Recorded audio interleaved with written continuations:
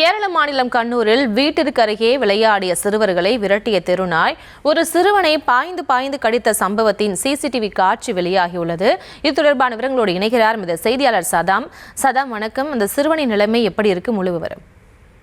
வணக்கம். அதாவது கேரள மாநிலம் கண்ணூரில் இந்த சிறுவனை தெருநாய் வந்து துரத்தி கொடூரமாக தாக்கிய இந்த சிசிடிவி காட்சிகள் தான் தற்போது இந்த திரையில் பார்த்து வருவது. இந்த மாணவன் தற்போது அருகிலுள்ள மருத்துவமனையில் அனுமதிக்கப்பட்டுள்ளான். கேரள மாநிலம் கண்ணூர் மாவட்டத்திற்கு உட்பட்ட இந்த தலசேரி பகுதியைச் சேர்ந்த முகமது ஷெயின் தனது நண்பர்களுடன் சேர்ந்து தனது வீட்டின் முன்பாக விளையாடி கொண்டிருந்தான். அப்போது அங்கு வந்த தெருநாய் வந்து இந்த சிறுவனை துரத்தி கொடூரமாக தாக்கியது.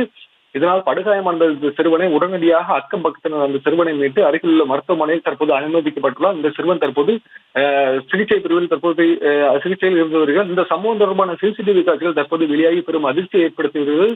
அதே போல கேரளாவில் தெருநாய்க்கள் தாக்கப்படும் சம்பவம் நாளுக்கு நாள் அதிகரித்து வரும் நிலையில் சுகாதாரத்துறையும் உள்ளாட்சித்துறையும் இதற்கு பல்வேறு நடவடிக்கை மேற்கொண்டாலும் இந்த தெருநாய் தாக்குதல் குறையாத வண்ணம் உள்ளது.